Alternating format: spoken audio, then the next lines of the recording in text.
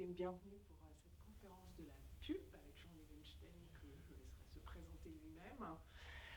J'en profite juste pour vous dire que c'est le dernier rendez-vous de l'année 2024 et que la saison reprendra en février. On ira visiter sur la première partie de l'année l'intelligence des corvidés. Ensuite, on parlera de l'intelligence artificielle. Et puis enfin, en avril, ce sera une conférence sur la résilience de l'écosystème des rivières qui sera abordée. J'en profite également pour vous parler de l'actualité culturelle de la communauté de communes et notamment le rendez-vous la semaine prochaine au Calvaire, donc 14 décembre à 20h. Nous avons la chance de recevoir la troupe du TNP, le Théâtre National Populaire de Villeurbanne, qui viendra jouer Les Misérables dans une adaptation de Jean Bellori. Petite diversion moins scientifique, mais je vous laisse la parole et merci beaucoup. Bonjour, je vous remercie beaucoup d'être là. Est-ce que vous m'entendez bien? Est-ce qu'il y en a dans cette salle qui ont vu les aurores de Puydens en mai ou en octobre? Non? Elles ont été visibles et si vous ne les avez pas vues, c'est en partie de ma faute parce que je suis en train de faire un centre de prévision et il n'est pas encore opérationnel parce que l'université refuse encore de mettre trop de temps pour signer les accords officiels, quoi. Donc j'ai pas pu faire de com et donc vous n'avez pas été au courant et voilà. Néanmoins, vous le savez sans doute, on en a vu des aurores depuis Puydens, depuis nos latitudes. Et moyennant quoi, j'ai décidé, sans en parler à la Pulpe et à Fabienne, de changer, pas de changer. Je vais vous parler de météo de l'espace, mais j'avais envie quand même de vous dire pourquoi on a vu des aurores à Tens et pourquoi dans les mois qui viennent, on a encore des chances d'en voir. J'espère que vous ne serez pas déçus, mais je parlerai de météo de l'espace, je vous promets. Donc, pour comprendre les aurores, la météo de l'espace, eh bien, il faut comprendre un peu comment le Soleil est fait. J'ai demandé à ce qu'on éteigne les lumières pour que ce soit vraiment joli. Le Soleil, au moment du Big Bang, il y a 14 milliards d'années à peu près, l'univers a eu surtout le temps de fabriquer de l'hydrogène. Et l'hydrogène, c'est un truc super simple, c'est un noyau, il est électrisé, on l'appelle un proton. Et puis, quelque part à côté, il y a une autre particule électrisée, comme dans nos fils électriques, qu'on appelle un électron. Et quand on met l'un à côté de l'autre, ça fait de l'hydrogène. Voilà, c'est pas plus compliqué que ça, quoi. Et comme l'univers, comme le Big Bang a eu le temps surtout de faire de l'hydrogène, et ben, la plupart des étoiles, elles sont faites surtout d'hydrogène, comme le Soleil. Mais sur le Soleil, il fait chaud, et comme il fait chaud, et ben, les électrons, ils sont tout légers, ils sont 1836 fois plus légers que les protons. Et ben, ils voyagent partout. Et donc, en fait, le Soleil, c'est une soupe de protons avec des nuages d'électrons. Voilà, c'est rien d'autre. Et donc, le Soleil, c'est un astre qui tourne sur lui-même. Ici, c'est une rotation du Soleil en octobre. J'ai choisi de focaliser sur les événements d'octobre et de mai. Donc, je ne voulais pas vous montrer j'aurais pu vous montrer le Soleil comme il était ces derniers jours, mais là, ça va me permettre de vous parler des aurores. Et vous voyez, là, on regarde le Soleil à quelques milliers de kilomètres au-dessus, quelques centaines de kilomètres au-dessus de la surface. Et vous voyez, il y a des zones sombres, des zones brillantes. Les couleurs, c'est des fausses couleurs. Néanmoins, il se passe plein de choses. Alors là, c'est le satellite qui a été en rade, mais il se passe plein de choses. Les zones brillantes, elles sont un peu plus chaudes et les zones sombres un peu plus froides. C'est pour ça qu'avec nos jeux de couleurs, eh ben, elles apparaissent plus sombres. Mais c'est juste un jeu de couleurs, on aurait pu faire autrement. Et vous avez vu qu'il se passe plein de trucs. Regardez au bord du soleil, et puis par moments des grosses éruptions solaires. Hein, vous les avez vues aussi. Donc, voilà, au bord du soleil, on voit plein d'arches de feu, là, un peu partout. Et puis là, il commence à se dessiner quelque chose en bas à droite, et hop, il y a un gros morceau qui part, et puis il y a des boucles sur la gauche. Je vais vous parler un petit peu de tout ça. Parce que tout de suite, je voudrais vous dire, c'est que le soleil, c'est une étoile qui est active. C'est pas quelque chose qui est toujours identique à lui-même. Alors, comment il est fait? Eh bien, cet hydrogène, alors, imaginez, c'est terrible, il faut que je vous dise, normalement, j'ai un train, mais je peux prendre le train suivant. J'ai préparé tellement de trucs, vous en avez au moins jusqu'à 9h du soir. Mais je vais essayer d'être plus rapide, déjà je prends trop de temps. Alors, donc, je vais vous donner une référence. Si vous prenez 10 kilos de système solaire, 10 kilos, ça fait 10 000 grammes. Et bien, il y en a 9 997 dans le Soleil. Voilà. Il en reste 3, des grammes. Et dans les 3 grammes, il y en a 1,8 dans Saturne et Jupiter. Et il en reste 1,2. Et dans les 1,2, il y en a 0,8 dans Uranus et Neptune. Et donc, il en reste 0,4 pour faire le reste. Quoi. Pour faire Mercure, Vénus, la Terre, Mars, les comètes, les astéroïdes, les poussières, quoi. Hein, on n'existe pas, hein, on n'est rien, faut se rendre compte, quoi. Pourquoi c'est important? C'est parce que, vous savez, quand on plonge dans la piscine, ça fait mal au tympan parce que la pression de l'eau devient grande. Alors imaginez l'incroyable pression qui règne au centre du Soleil, quoi. Quand on approche deux protons côte à côte, ils sont chargés de la même façon électriquement. C'est Laplace, un physicien français, il avait compris il y a longtemps qu'il y avait deux types d'électricité. Il a dit, il y en a un, je vais l'appeler plus et l'autre moins. On s'en fout, hein. Alors les protons, c'est plus et les électrons, c'est moins. Ça aurait pu être le contraire, c'est juste un hasard, quoi. Alors, mais ça fait comme deux aimants qu'on approche côte à côte. Je vous raconterai pourquoi tout à l'heure.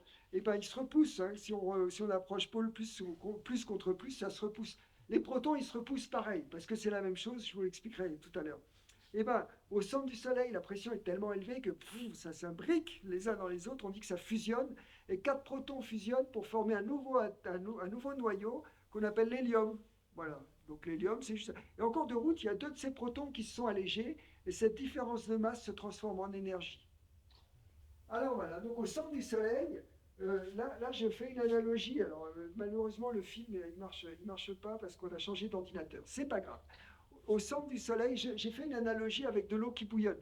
Comme vous avez tous déjà vu de l'eau qui bouillonne, c'est pas grave.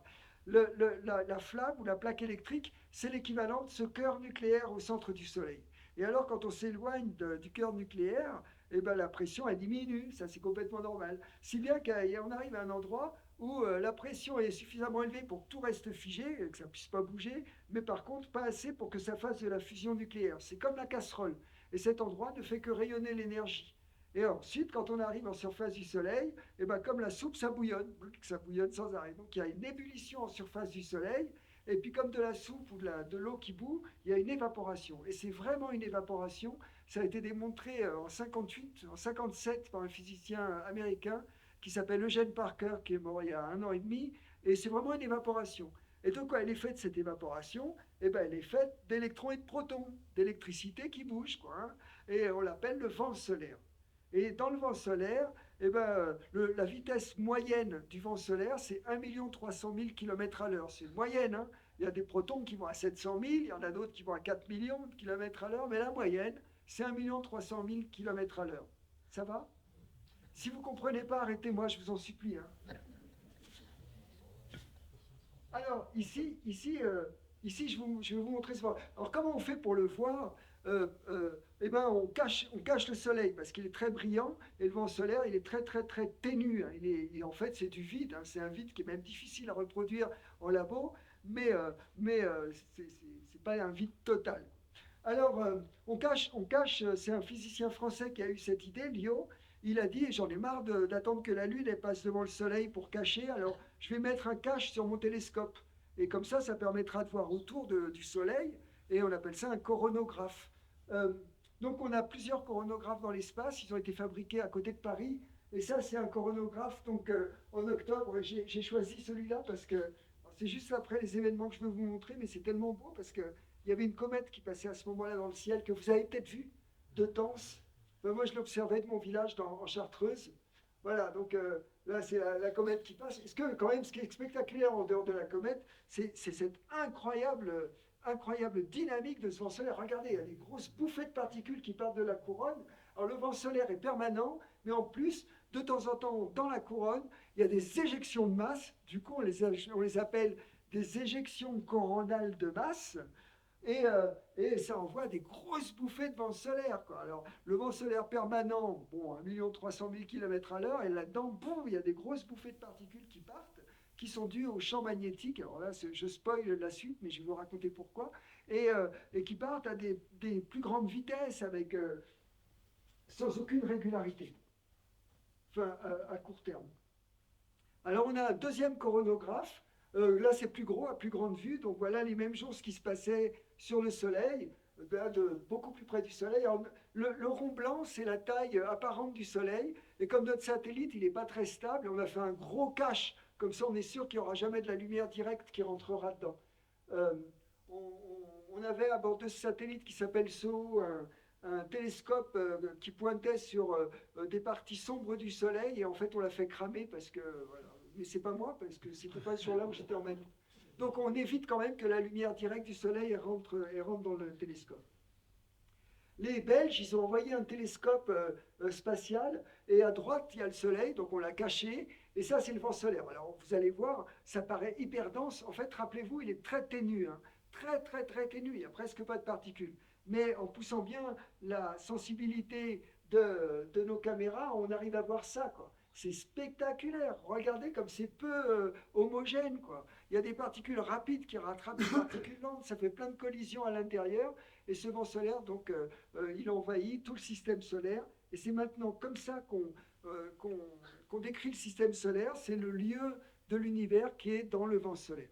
Alors, pour continuer, j'ai besoin de vous raconter ce que c'est que le champ magnétique. Parce qu'on a tous des aimants à la maison, mais enfin, sans doute certains parmi vous le savent, ce que c'est que le champ magnétique, mais probablement d'autres l'ignorent.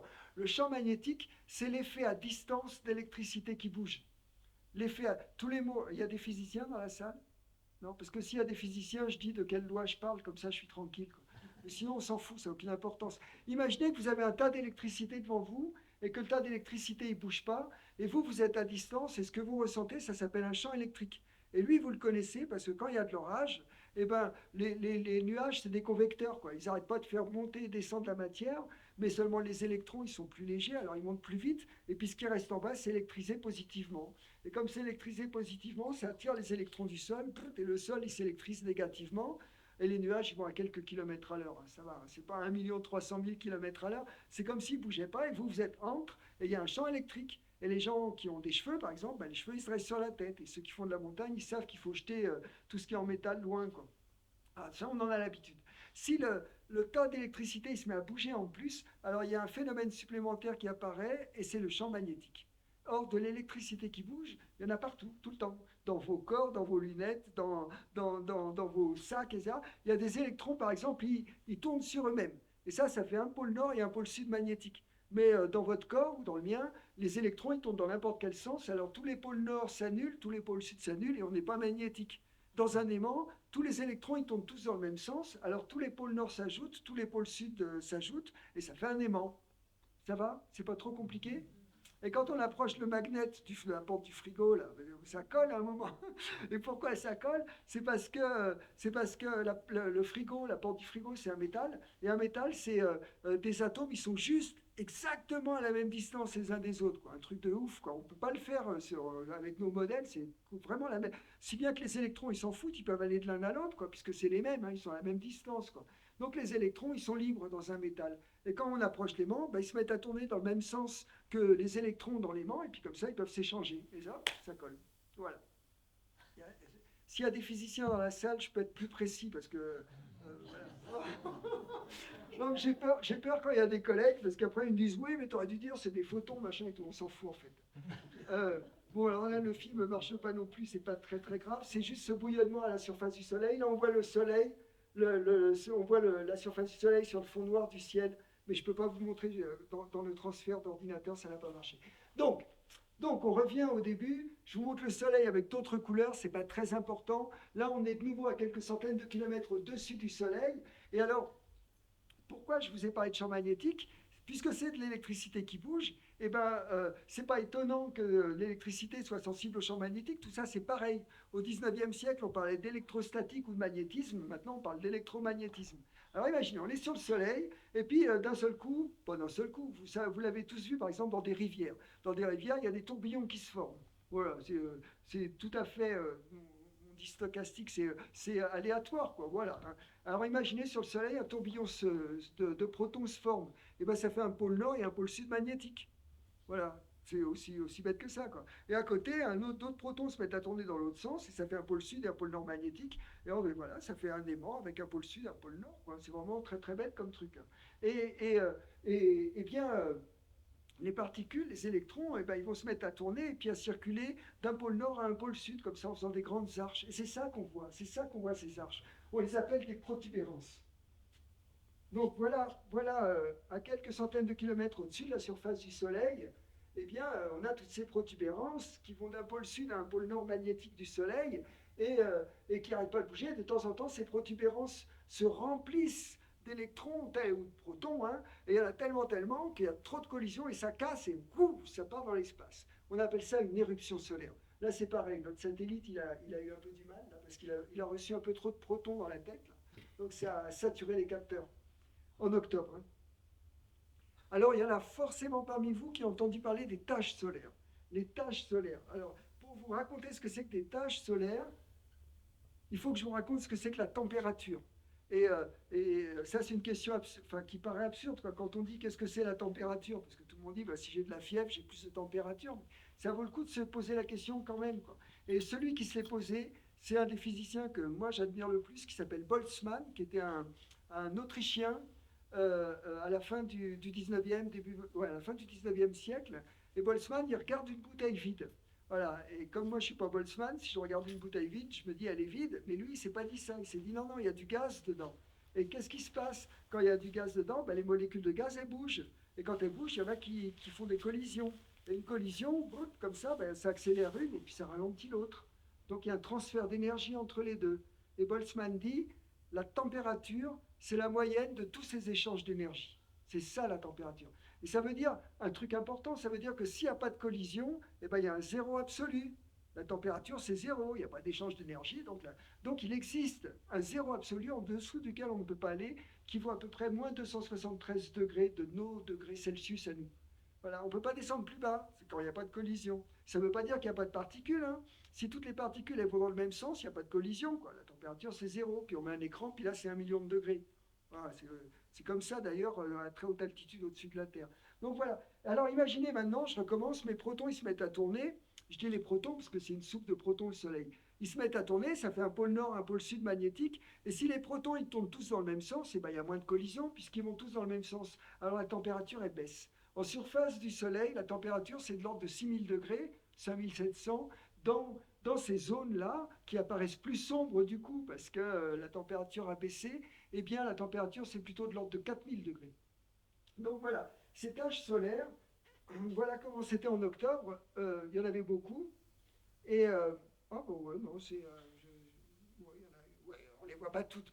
Quand il y a des périodes... Il y a des périodes pendant lesquelles il n'y en a pas du tout sur le Soleil, et on dit que le Soleil est calme parce qu'à ce moment-là, il n'y a pas d'éjection coronale de masse, il n'y a pas d'éruption, il y a très peu de protubérances. Le vent solaire, il va à 1 300 000 km/h, tout est plan-plan, quoi. Et puis, en l'espace de quelques années, ça commence à se dégrader, il commence à y avoir plein d'éruptions, plein d'éjections coronales de masse, plein de taches solaires, et là, on dit que le Soleil est actif. Et puis après, ça reprend quelques années à redevenir comme au départ, et avoir un soleil calme. Oui, dites-moi. Tout ça, c'est aléatoire. Non, entre un soleil calme et un autre soleil calme. Il a les tâches. Oui. Alors, c'est relativement aléatoire. Ouais. On est en tous les cas incapable de les prévoir. Et donc en ce moment, donc entre un soleil calme et un soleil calme, il s'écoule 10 à 13 ans. On pourrait appeler ça une saison solaire. On appelle ça un cycle. Voilà, c'est un cycle solaire. Et en ce moment, il y a beaucoup de tâches. Il y en a plusieurs dizaines. Il y en a. Voilà. Je travaille beaucoup avec des astrophotographes qu'on appelle des astronomes amateurs. J'aime pas ce mot-là parce qu'ils sont meilleurs que nous. Et ça, c'est une belle photo de taches solaires qui m'ont été envoyées par l'un d'entre eux, Philippe Tosi, et où il a incrusté la Terre pour que vous voyez un peu la taille des taches par rapport à la Terre. C'est pas des petites choses, quoi. Et dans chacune de ces taches, le champ magnétique est intense. Donc Philippe, non c'est Paul Guittard, un autre astrophotographe, il a fabriqué un coronographe, là, vous vous rappelez, hein, c'est cacher le soleil, et il est tellement fort qu'il a fabriqué un coronographe où on voit juste la porte du soleil, quoi. Et voilà une de ces protubérances qu'il a photographiée également en mars cette année, avec l'incrustation de la Terre pour montrer l'échelle. Voilà un autre de ces astrophotographes, Paul Guittard, donc pareil, une protubérance en mars. Et puis, il a été assez gentil pour m'envoyer cette animation qu'il a faite là, donc qui était en mai cette année. Vous voyez, ces incroyables protubérances, quoi. C'est fascinant de beauté et de dynamique.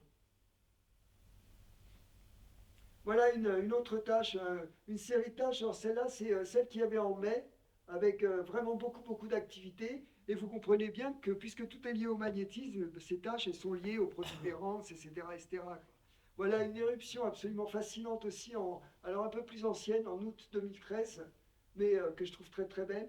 Et puis celle-là m'a été envoyée pendant les Jeux Olympiques par Philippe Tosi, et elle m'a bien fait marrer, quoi. Je me suis dit, ouais, c'est joli, quoi. Voilà. Donc, voilà. Si on prend des vues du Soleil à un moment où il est calme, et puis des vues du Soleil à un moment où il est actif, on voit deux étoiles complètement différentes. Alors ici, tenez pas compte des couleurs, il s'avère que les premiers qui ont réussi à faire ça, c'était des Français. Et, et donc, ils ont envoyé à bord de Sceaux plusieurs télescopes. Donc, à gauche, c'est un télescope qui nous appartenait. Donc, c'est des gens qui travaillaient à Orsay, Jean-Claude Vial et Philippe de la Boudinière. Et Jean-Claude et Philippe ont décidé un jour d'un jeu de couleurs. Et ils ont dit, eh ben, pour cette température-là, enfin pour ce télescope, on va prendre du vert.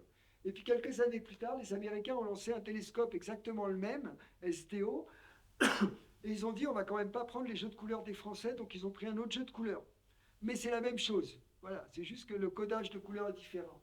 Regardez, à gauche, vous voyez, on est dans la couronne, cette fois on est loin, loin au-dessus du soleil, et ce qu'on voit, c'est qu'il y a des zones sombres au nord et au sud. Et à droite, c'est comme tout à l'heure, il y a des zones sombres partout sur le soleil. À gauche, le soleil est calme, il a un pôle magnétique nord et un pôle magnétique sud, comme si c'était une planète Terre. Et puis à droite, il y a des pôles magnétiques partout, partout, partout, partout sur le soleil. Regardez, on dirait vraiment deux étoiles différentes.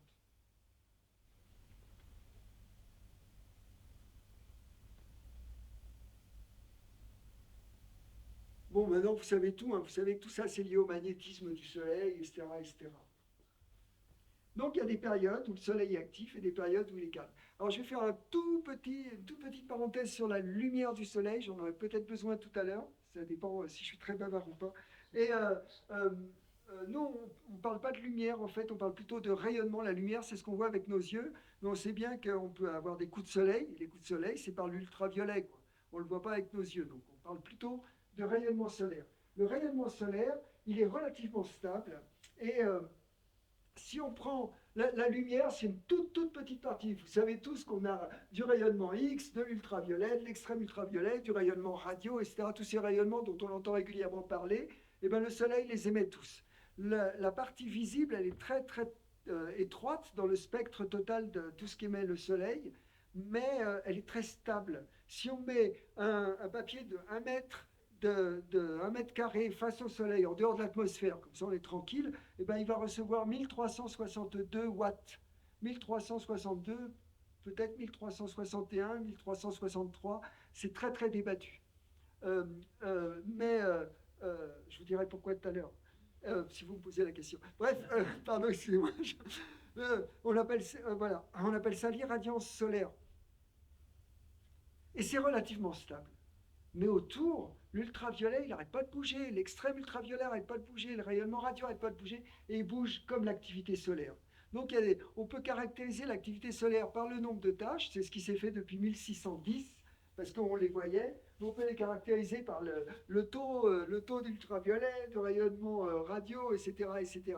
Ce que j'essaye de vous dire, c'est que le Soleil, c'est une étoile active. C'est une étoile très active, avec des périodes d'activité. Elle envoie dans l'espace en permanence du vent solaire, avec une vitesse moyenne d'1,3 million km/h, mais ça varie beaucoup. Et les périodicités, je vous ai parlé de celle de 10 à 13 ans, qu'on appelle Schwab, on s'en fout, c'est un détail, et je ne vous parle pas de l'autre parce que je parle déjà trop, c'est pas très important.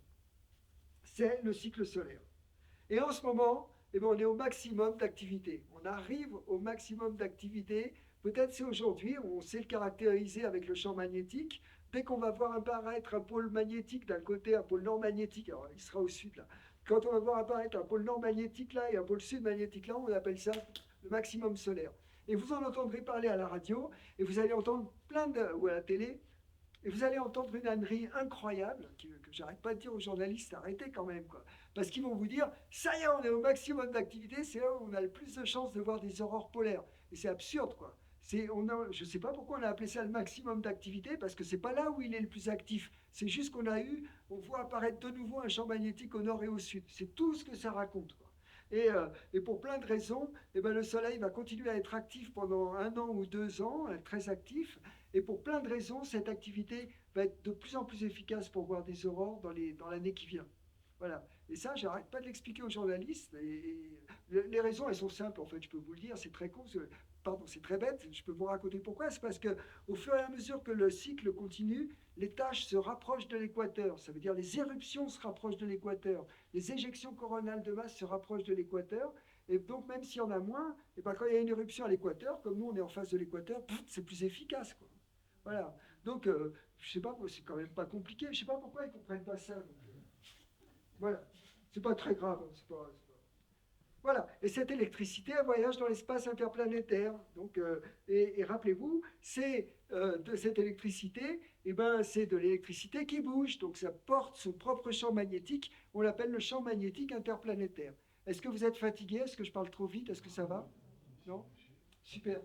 Parce que, en fait, j'ai préparé tellement de diapos, je n'arrivais pas à m'arrêter quand j'ai préparé. Alors, j'ai dit, il faut que je fasse gaffe quand même. Parce que la Terre, elle possède aussi son propre champ magnétique. Et donc, vous pourriez me dire, ouais, mais il n'y a pas d'électricité qui bouge. Et en fait, il y en a. Quand la Terre, elle a été formée, donc il y a à peu près 4 milliards et demi d'années, eh ben, elle était visqueuse. Et donc, ce qui est le plus lourd, ça a coulé, et le plus lourd abondant, c'est le fer. Et le fer, il aime bien l'oxygène, comme vous le savez, ça rouille, donc il a entraîné avec lui plein d'oxygène, et donc le cœur de la Terre, il est fait de fer et d'un peu d'oxygène. Mais il fait chaud au cœur de la Terre, pour plein de raisons, et là, je ne vais pas vous dire pourquoi, mais il fait chaud au centre de la Terre, on sait pourquoi. Et donc, ça fait, le fer, les électrons, ils vont n'importe où, ils s'en foutent, et le fer, eh ben, comme il fait très chaud, il a perdu des électrons, donc lui-même il est chargé électriquement positivement cette fois, et il fait des gros rouleaux comme ça. Et comme il fait des gros rouleaux, eh ben, ça fait un pôle nord et un pôle sud magnétique. Voilà, donc c'est là que se trouve l'origine du champ magnétique de la Terre. On l'appelle la graine liquide. Alors, Michael, est-ce qu'on peut rallumer un tout petit peu la lumière? Parce que sur Internet, enfin, j'ai quelques illustrations de ce que je vais vous montrer, mais elles sont un peu scientifiques, un peu compliquées à comprendre. Et sur Internet, on trouve encore plein d'âneries, c'est épouvantable, quoi. Et moi, je ne veux pas passer mon temps à corriger Internet, ça ne m'intéresse pas.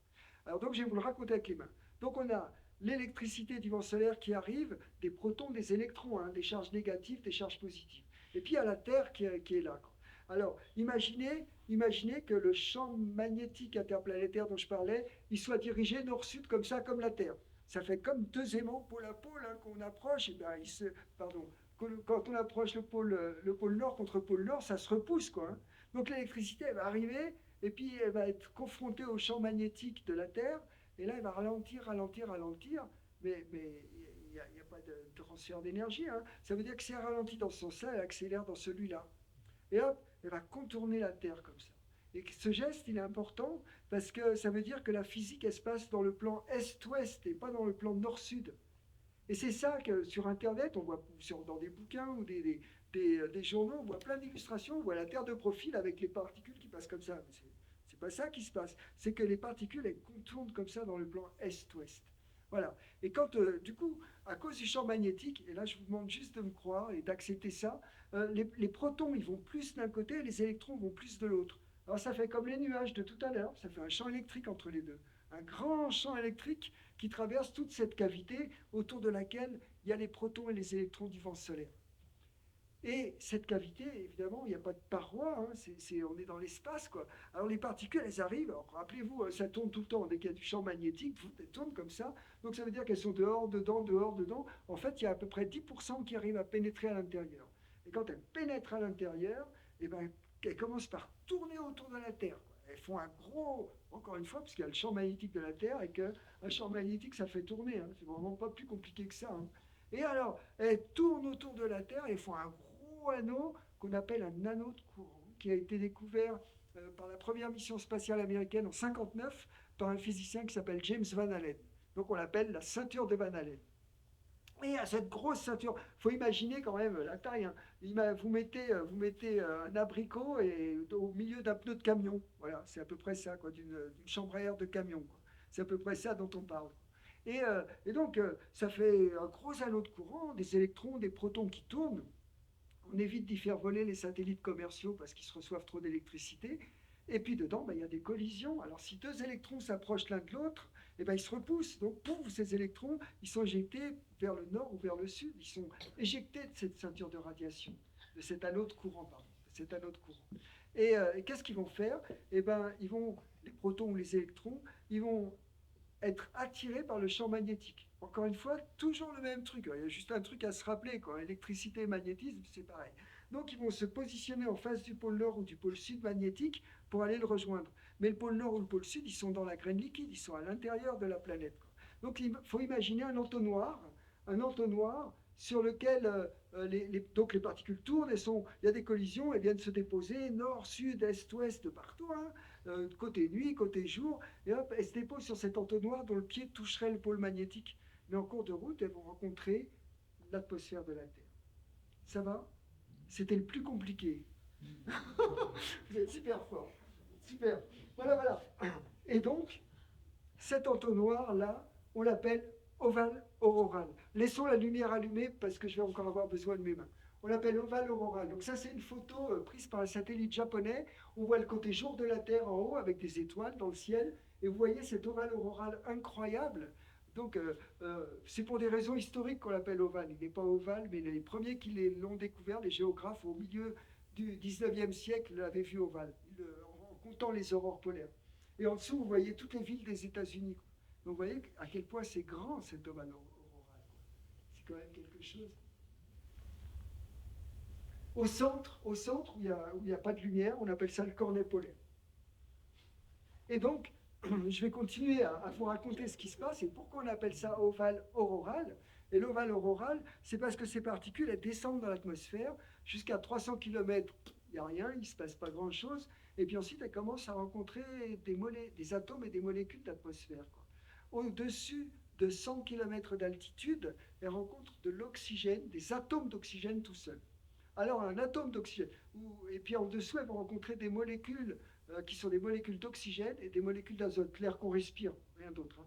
Ça va. Hein. Et imaginez, une molécule d'azote ou une molécule d'oxygène, c'est la même structure. Si elle reçoit un choc à cause d'un électron, elle peut se mettre à vibrer. Voilà. Alors nous, on dit que c'est une excitation vibrationnelle. Elle vibre, c'est vraiment très bête. Mais on comprend avec les mains qu'on peut vibrer dans plusieurs modes. On peut vibrer comme ça, on peut vibrer comme ça. La molécule, elle peut se mettre à tourner sur elle-même. C'est une excitation rotationnelle. Et puis c'est pas pareil de tourner comme ça ou comme ça par rapport au champ magnétique. Ou alors, toutes les molécules ou tous les atomes, comme l'hydrogène, il y a un noyau puis des électrons quelque part, et bien un électron peut s'écarter. Et en l'espace de quelques centièmes de seconde à quelques secondes, l'électron revient à sa position d'équilibre, la rotation s'arrête, la vibration s'arrête, et l'énergie qui a été donnée par collision est rendue sous forme de lumière. Et ça, c'est une aurore. Une aurore, c'est des millions et des millions d'électrons et de protons qui ont été éjectés du vent solaire il y a quelques heures à quelques jours, qui ont voyagé à quelques centaines de milliers de kilomètres à l'heure jusqu'à plusieurs millions de kilomètres à l'heure, qui ont heurté cette cavité magnétique de la Terre. Une partie est rentrée dans la cavité, a tourné autour de la planète, dans cet halo de courant. Il y a eu des collisions.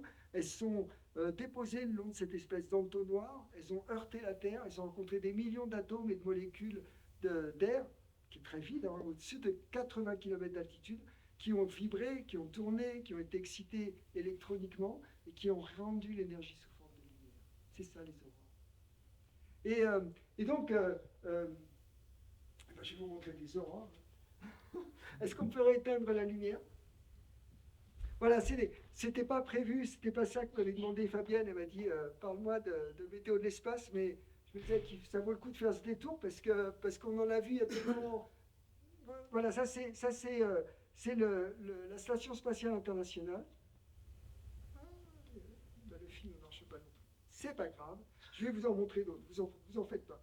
Voilà, ça c'est au cours d'une émission qu'on a faite cette année. Alors, je ne prends que des thésards qui savent faire des photos, parce que moi j'ai horreur de faire des photos. Donc c'est que des anciens thésards à moi, les photos que je vais vous montrer là. Donc là on était au nord de la Norvège, et vous voyez, il y a plein de couleurs différentes. Pourquoi il y a des couleurs différentes? Alors le soleil, je vous l'ai dit, rappelez-vous, la vitesse moyenne, 1 300 000 km à l'heure. Avec cette vitesse-là, le vent solaire, eh ben, il peut descendre jusqu'à peu près 100 km d'altitude. Et là, il rencontre des atomes d'oxygène tout seul, et ces atomes vont rayonner dans le vert. Alors, comme il y a toujours du vent solaire à 1 300 000 km/h, il y a toujours du vert dans les aurores. Voilà. Et ce vert, eh ben, il est typiquement entre 100 et 120 km d'altitude. Quand le vent solaire arrive plus lentement, à 700 000 km/h, eh ben, il va être arrêté plus haut parce qu'il arrive plus lentement. Il va être arrêté au-dessus de 200 km d'altitude. Et là, l'oxygène, avec l'énergie qu'elle a reçue, va rayonner dans le rouge. Donc les aurores des hautes altitudes sont rouges.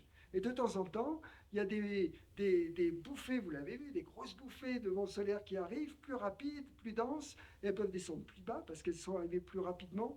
Et entre 100 et 80 km d'altitude, elles rencontrent l'air qu'on respire, l'azote et l'oxygène, qui rayonnent dans toutes les autres couleurs, le mauve, le rose, l'orange, le blanc, toutes les belles couleurs différentes du vert et du rouge, c'est de l'azote et de l'oxygène. Je fasse attention, excusez-moi. Donc encore pendant ce à droite, c'est l'observatoire sur lequel j'installe mes instruments. C'est pas très important. Et vous voyez, toutes ces formes, eh bien, à quoi elles sont dues, toutes ces formes? Elles sont dues au champ électrique. Parce que le vent solaire, il est super dynamique, il n'arrête pas de bouger. C'est pas juste un champ électrique comme entre le sol et le nuage, ça bouge dans tous les sens, à toute vitesse, quoi. Et ça, quand les particules se mettent à tourner, elles sont sensibles à ce champ électrique dont je vous parlais. Donc, en fait, c'est pas une grosse rotation, elles bougent dans tous les sens parce que, évidemment, elles sont aussi sensibles à ce champ électrique. Et ça donne toutes ces formes incroyables dans les aurores polaires. Et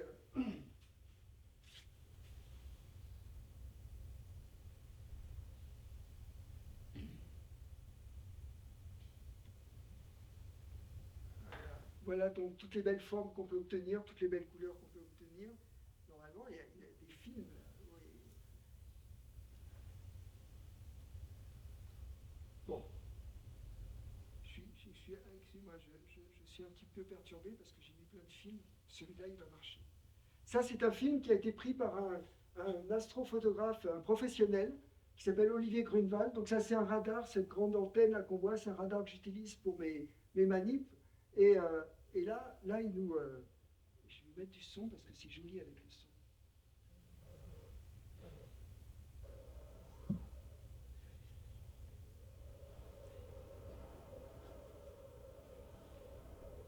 Voilà, donc ce mauve là que vous commencez à voir, eh ben, il est vers 80 km d'altitude.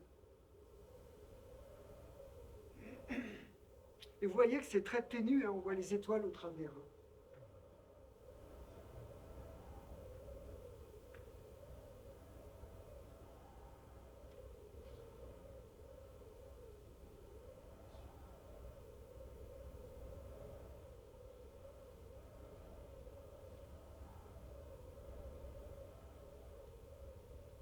Voilà, Olivier est venu avec nous, il est en train de faire un reportage pour Ushuaïa sur les aurores. Voilà, ça c'est un time-lapse, comme on dit, accéléré, toujours de Gaël, un de mes anciens thésards, qui est maintenant chercheur en Belgique. Donc vous voyez, cette dynamique est complètement incroyable, quoi. Avec cette vitesse, on voit des structures aurorales qui traversent le ciel en l'espace de quelques secondes, quoi. Ils font des dizaines de milliers de kilomètres, c'est juste magique, c'est incroyable. Et puis, elles envahissent le ciel. C'est ce qu'on ne peut pas voir avec un vidéoprojecteur comme ça, quoi. C'est que ça peut remplir tout le ciel. Et évidemment, il y a plus d'aurore quand le soleil est actif. Alors donc, le soleil, tel que je vous l'ai montré au début de la conférence, il a généré des aurores qu'on a vues depuis nos latitudes. Ici, c'est pris dans le Gard, et le rouge n'est pas aussi intense que ça. Les appareils photos sont beaucoup plus sensibles que nos yeux, et c'est un peu dommage. C'est un rouge très ténu, très difficile à voir, et c'est un beau rouge, très très sombre, un peu cardinal. Et pourquoi on voyait du rouge? C'est parce que l'aurore, telle qu'elle s'est produite, on a fait le calcul, elle était au nord de la Grande-Bretagne. Et ça veut dire que nous, depuis le Gard, depuis Sitens, on pouvait voir uniquement, à cause de la courbure de la Terre, on ne voyait pas le bas de l'aurore. On ne voyait pas le mauve, on ne voyait pas le vert, on ne voyait que au-dessus. Et c'est pour ça que la plupart du temps, les aurores qui sont vues à nos latitudes, elles sont rouges, parce qu'elles se produisent plus haut en latitude, elles se produisent au-dessus de la Grande-Bretagne, ou voilà, de la Hollande. Et Donc ça, c'est la même chose par un autre de mes thésards qui est maintenant à la NASA aux États-Unis. Et puis ça, c'est un de mes voisins. On était en train d'observer et mon voisin, je ne l'ai pas pris en thèse, mais il faisait des belles photos dans mon village. Voilà, donc c'était un bel endroit. Regardez ça, c'est assez spectaculaire. C'est le même soir, donc en haut à gauche, c'est pris depuis pas très loin d'ici. J'ai oublié où exactement, peu importe, c'est à nos latitudes, par un astrophotographe que j'aime beaucoup. Et à droite, c'est en même temps en Scandinavie. Voilà, donc vous voyez bien que... Alors, pardon, je devrais vous expliquer ce qu'on voit ici. Ce qu'on a ici, c'est une caméra plein ciel, c'est-à-dire une caméra qui voit tout le ciel comme ça. Alors, pour ceux qui font de la photo, on appelle ça un fisheye. Donc, ça veut dire qu'en haut, on a le pôle Nord, pardon, on a le Nord, en bas le Sud, l'Est et l'Ouest. On voit tout le ciel. Et donc, les aurores qui se produisaient en Scandinavie, vous voyez qu'elles avaient plein de couleurs, et nous, on les voyait. Pourquoi on les voyait? J'ai oublié de vous le dire. Non, ça va. Ça va. Pour le moment, ça va. Je ne suis pas encore trop en retard. Pourquoi on les voyait? Parce qu'en temps normal, ce grand cercle dont je vous parlais, là, cet anneau de courant, il se trouve à peu près à 6-7 rayons terrestres. Un rayon terrestre, c'est 6000 km. Voilà. Et puis là, les particules, il y a des collisions, et elles vont se déposer sur cet entonnoir, elles vont se mettre en face du pôle nord ou du pôle sud magnétique, et cet entonnoir se trouve donc à haute latitude, il se trouve typiquement vers 65 degrés de nos latitudes. Voilà, donc ça veut dire qu'il faut aller au nord de la Scandinavie pour les voir, en Suède, Norvège, Finlande. Mais quand le vent solaire arrive plus vite, alors les particules, elles sont arrêtées plus près de la Terre par le champ magnétique, parce qu'elles arrivent plus vite, donc elles tournent plus près de la Terre, elles tournent à 4 rayons terrestres. Et donc, pour aller se déposer quand il y a des collisions, elles vont venir se déposer, elles ont moins de trajet à faire, là, elles vont descendre en latitude, et l'entonnoir, c'est comme s'il s'ouvrait. Les particules vont aller se mettre en face du champ magnétique, presque là où elles sont. Donc cet entonnoir s'ouvre et descend vers l'équateur. Et c'est pour ça que quand il y a des grosses bouffées de particules solaires qui arrivent à proximité de la Terre, cet entonnoir s'ouvre, descend vers l'équateur et on commence à voir les aurores depuis Tence. Donc voilà, celui-là, voilà. Ah voilà, à Servières, dans la Loire. Donc là, on voyait les aurores rouges parce qu'elles étaient plus au nord, et puis en Scandinavie, on voyait toutes les autres couleurs.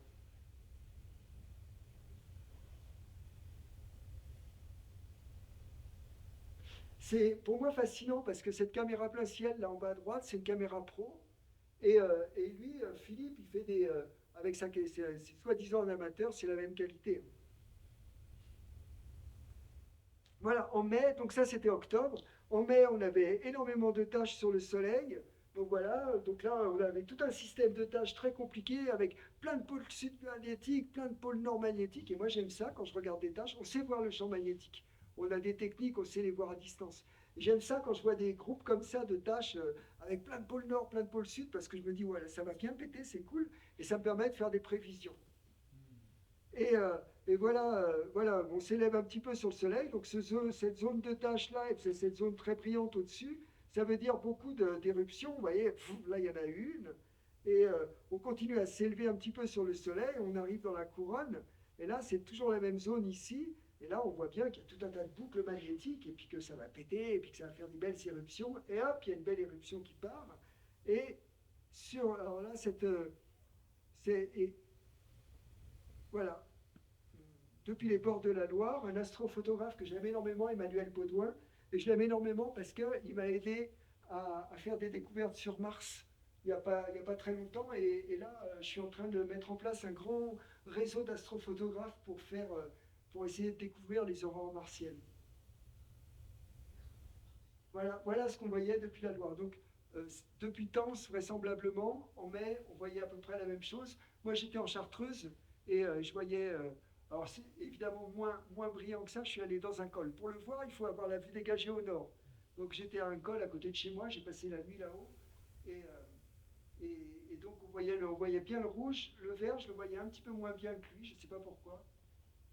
Et puis, à la fin de la nuit, on le voit très, très fugitivement sur son animation. L'aurore devient bleutée. Et ça me trouble beaucoup. ça me trouble beaucoup et je suis en train de travailler, un de mes travaux de recherche en ce moment, c'est de comprendre ce bleu bizarre qu'on voit par moments, très fugitivement.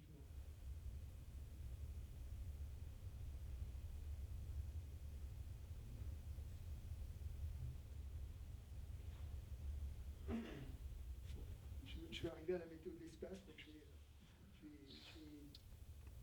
avancer un petit peu. Oups.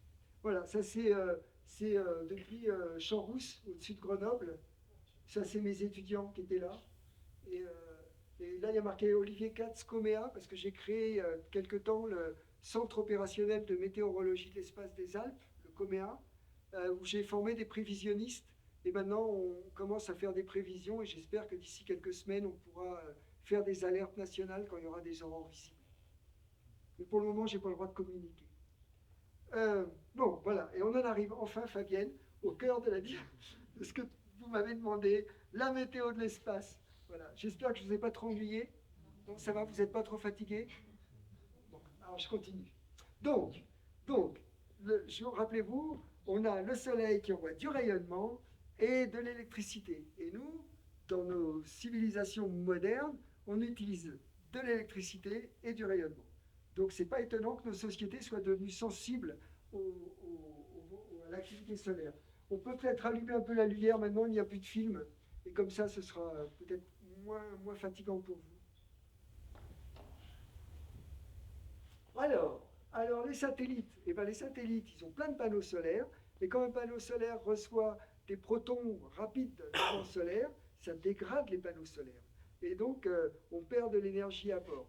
Il y a d'autres choses qui peuvent se passer à bord des satellites, qui sont que les satellites, c'est du métal, le plus souvent, toujours en fait, et un proton arrive ou un électron arrive, il tape dedans, et ça fait de l'électricité, et cette électricité se propage dans le métal, fait une gerbe d'électricité qui arrive sur l'ordinateur de bord.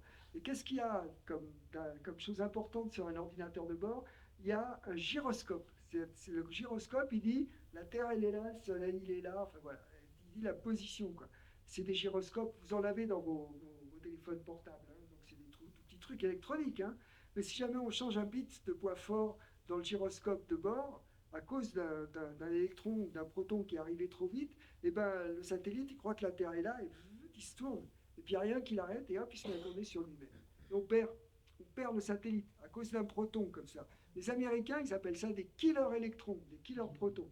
Et moi, je m'engueule beaucoup avec les Américains parce que j'ai horreur de faire peur, je trouve ça nul. Et donc, j'aurais dû arrêter d'appeler ça comme ça. Et donc, en Europe, on n'appelle pas ça du tout des killer électrons, des killer protons. Voilà. Donc évidemment, tous les opérateurs spatiaux nous disent est-ce que vous pourriez nous prévoir un peu quelques heures en avance ce qui se passe? Comme ça, nous, on met nos satellites en mode de sauvegarde et puis on attend que ça passe. Et c'est d'autant plus important pour les constellations de satellites.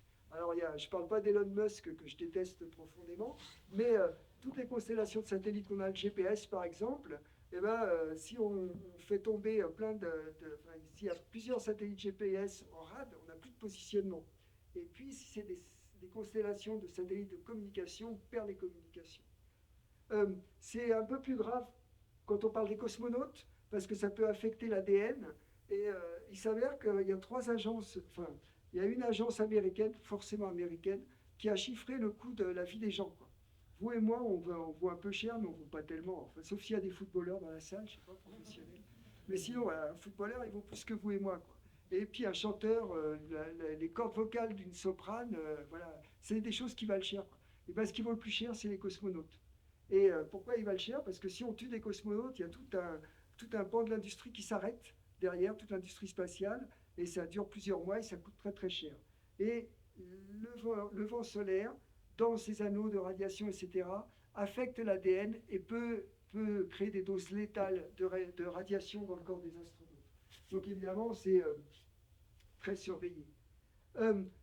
Pour Ariane, c'est plus simple parce qu'il y a un moment où on peut, à cause du vent solaire, perdre les communications. Ça dure quelques dizaines de secondes.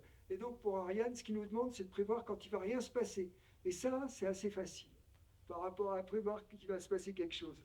Donc voilà, il y a le fait que ce champ électrique dont je vous ai parlé tout à l'heure, eh ben, il est énorme, hein, il traverse des milliers de kilomètres, il n'est pas très très intense, mais sur des milliers de kilomètres, ça commence à faire, quoi.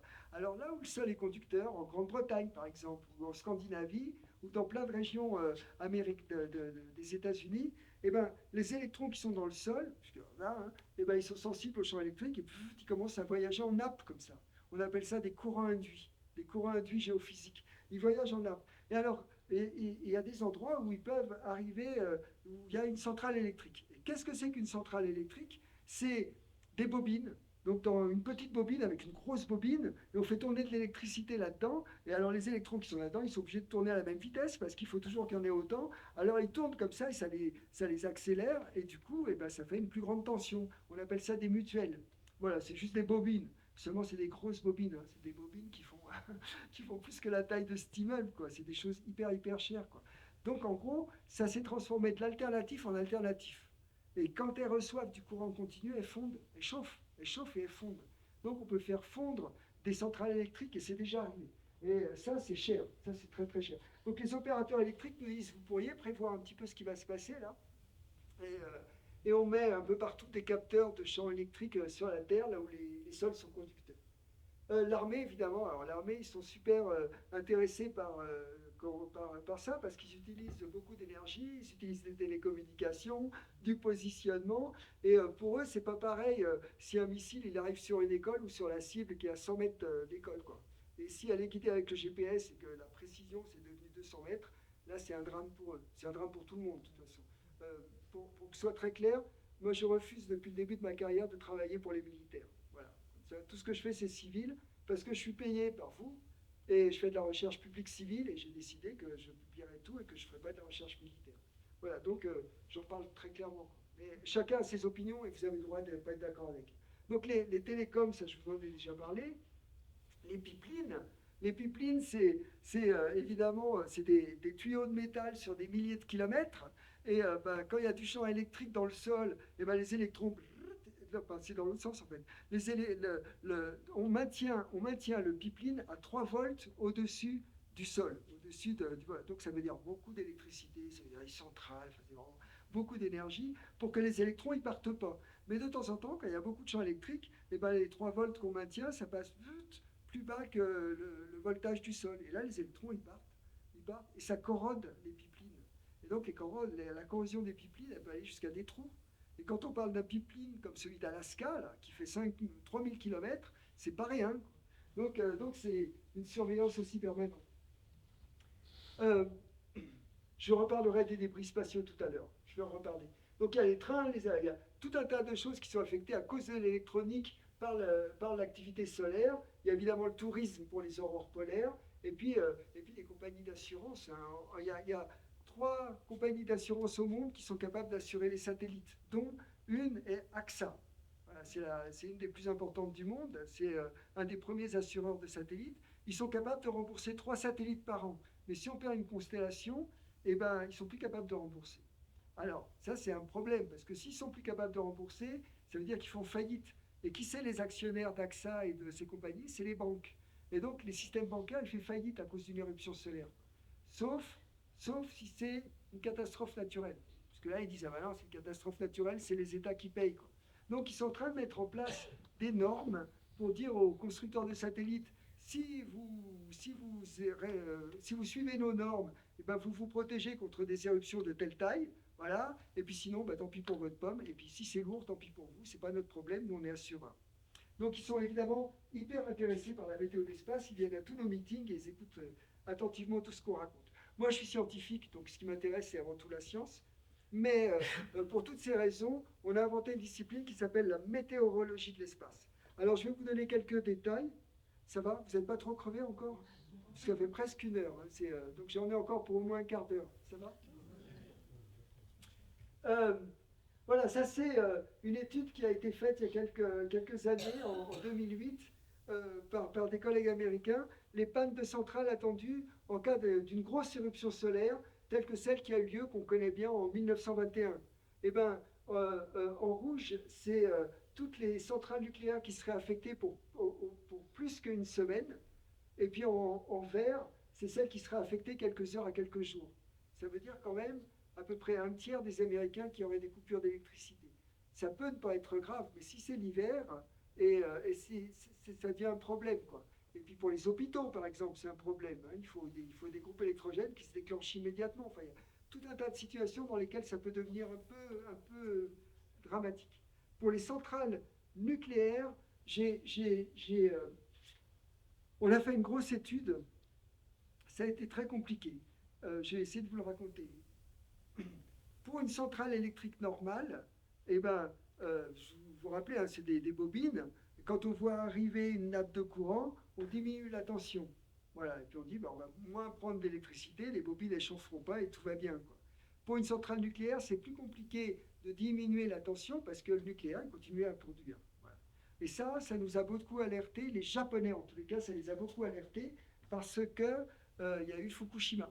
Et après Fukushima, ils se sont dit, mais est-ce qu'on pourrait avoir des fonds de centrales nucléaires en cas de grosses éruptions solaires et de beaucoup de nappes de courant, de ces courants géophysiques induits là, dont je vous parlais, quoi.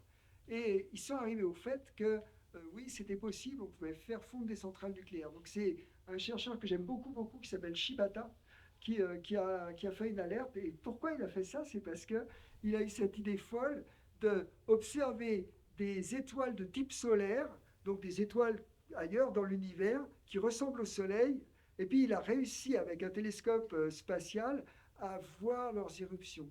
Et il a eu la surprise incroyable qu'on pouvait avoir des éruptions sur des étoiles de type solaire 200 fois plus puissantes que le plus puissant qu'on connaît. Le plus puissant qu'on connaît a eu lieu en 1859, il a été documenté par un Anglais qui s'appelle Carrington, donc on l'appelle l'événement Carrington, et Shibata nous dit ça peut être 200 fois plus que ça, quoi. Et ça va arriver, on ne sait pas quand, mais ça va arriver, quoi. Et là, Shibata dit, mais les centrales nucléaires, ça peut être un problème. Donc, je téléphone, quand Shibata, c'est un grand monsieur, donc j'ai confiance, puis j'ai lu ses travaux, il n'y a rien à dire, quoi. Donc j'ai appelé l'Office parlementaire des choix scientifiques et techniques, et j'aurais dit, ben là, le président Macron, il veut faire des mini-centrales. Moi, je suis un peu embêté, est-ce que vous êtes sûr qu'elles sont protégées contre ça, quoi? Et là, je suis tombé sur le président de l'Office parlementaire, qui s'appelle Cédric Villani. Et Cédric Villani m'a interviewé, et de ma vie, j'ai jamais parlé avec quelqu'un d'aussi intelligent. Je me suis un chapeau, respect, quoi. C'était incroyable, quoi. Je disais un truc, ça faisait tout. Il comprenait tout, il me posait la question pertinente, super dure et tout, quoi. C'était stupéfiant, quoi. Et puis il était adorable parce que j'ai dit, monsieur le ministre, il m'a dit, bah, on est collègues, tu me tutoies. Je dis, ah non, je peux pas, non, c'est pas possible. C'est incroyable, vraiment, une fois dans sa vie, vivre ça, c'est trop bien, quoi. Mais il m'a dit, moi je me suis engueulé avec Macron, je pars, donc je laisse le dossier pour le prochain office parlementaire. Il y a eu les élections législatives, un nouvel office a été nommé, et là, ils n'ont rien compris. Donc j'ai été de nouveau interviewé par la présidente de l'office qui m'a dit, bah, écoutez, vous avez qu'à vous mettre en relation avec l'agence de sécurité nucléaire. Je me suis mis en relation avec eux, et ça a été hyper compliqué parce qu'ils n'ont visiblement pas envie de parler avec moi. Je ne sais pas pourquoi. Au bout d'un moment d'échange, ils m'ont claqué la porte. Ils ont dit, bon, ça suffit, quoi. Et je leur disais, mais non, les chiffres que vous me donnez sont faux. C'est pas les... Voilà, parce qu'ils essayaient de me raconter des trucs, c'était des bobards. C'est idiot, quoi. C'est complètement idiot, autant dire la vérité. Il s'avère que... donc j'étais très soucieux jusqu'à quelques semaines, où j'ai fini par rencontrer un ingénieur du nucléaire, qui m'a dit, je ne sais pas pourquoi la SN t'a pas donné les infos, mais voilà les infos, on connaît ce problème et on sait comment le résoudre. Et comment le résoudre, c'est en envoyant des choses à la Terre, quoi. Quand il y a trop de courant, on envoie dans la Terre, et puis ça, voilà, ça coûte cher. Il n'était pas capable de me dire si c'était prévu sur le mini-centrale de Macron, les 15 mini-centrales qu'il veut faire, mais il m'a dit pour les grosses centrales, là on a bien identifié le problème, et ça y est, maintenant on sait y répondre. Pour les mini-centrales de Macron, maintenant je n'ai plus du tout peur, parce que cette semaine, dans le Canard enchaîné, il y avait cet article, Maxi Bain pour les mini-réacteurs, et en fait, ils ne vont pas réussir à le faire. Donc maintenant, je suis tranquille, donc je n'ai pas à inquiéter les gens. Pour les grosses centrales, ça a l'air maîtrisé, et pour les petites, ils n'y arriveront pas de toute façon. Bon. Vous pouvez l'acheter, il est encore en librairie jusqu'à mercredi. Voilà. Les débris spatiaux, c'est un drôle d'enjeu, quoi.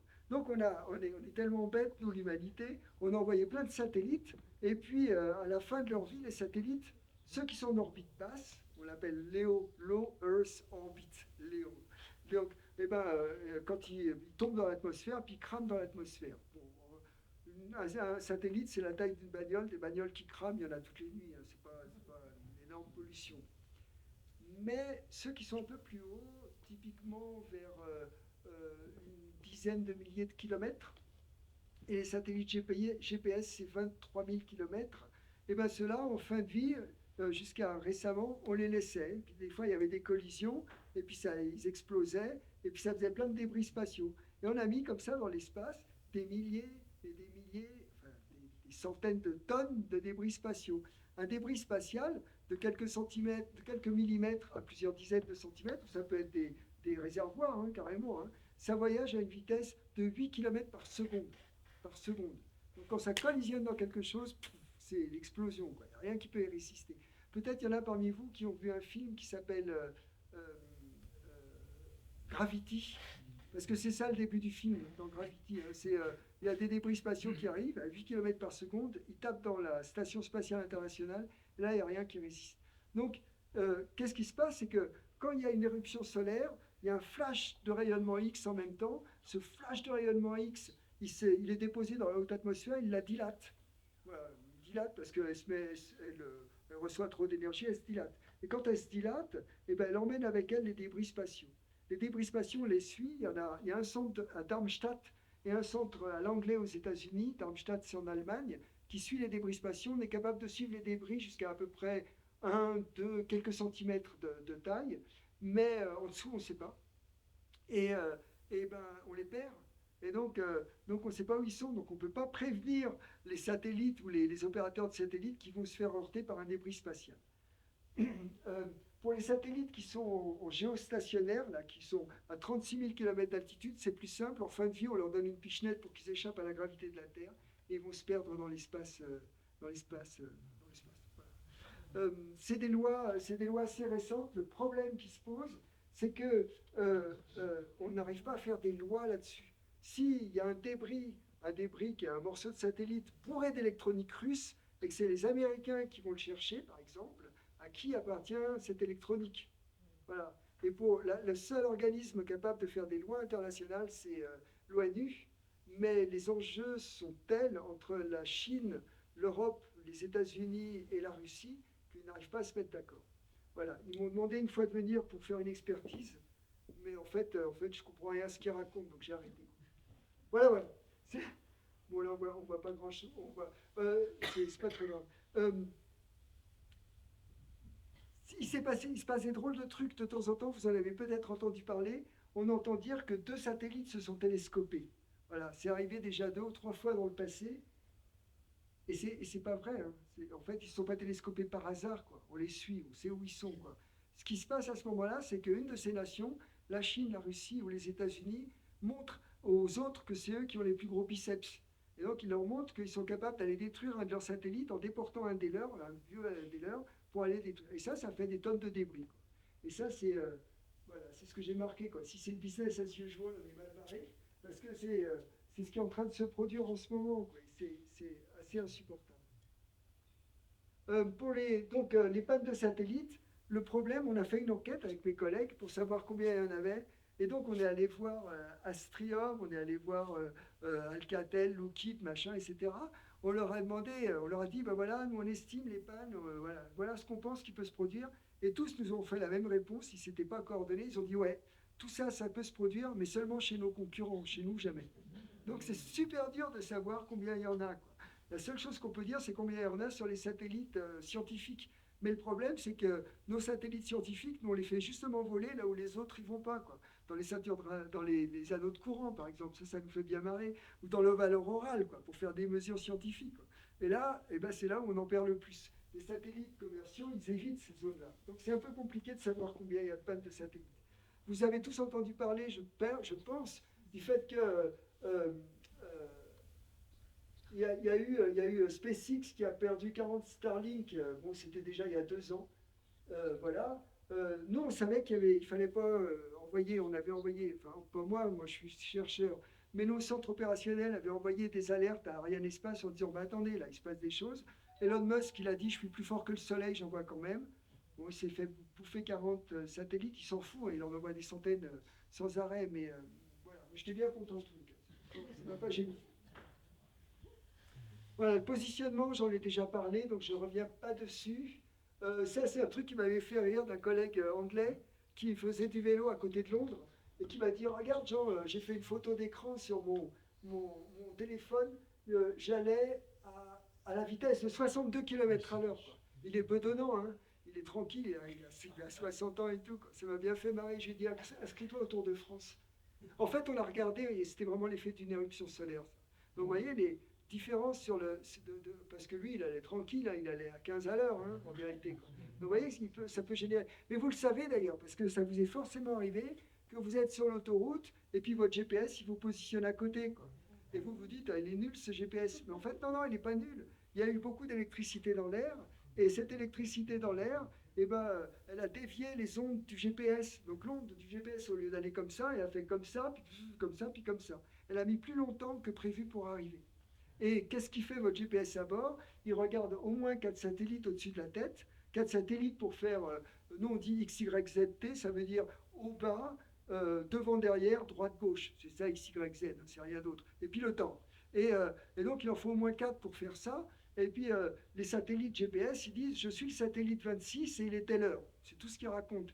Et vous, votre GPS à bord, il dit, ah ben bon, ok, ben lui c'est le 26, donc il est à tel endroit théoriquement, et s'il est telle heure, et ben l'onde a mis tant de temps pour arriver, et donc je suis à tel endroit.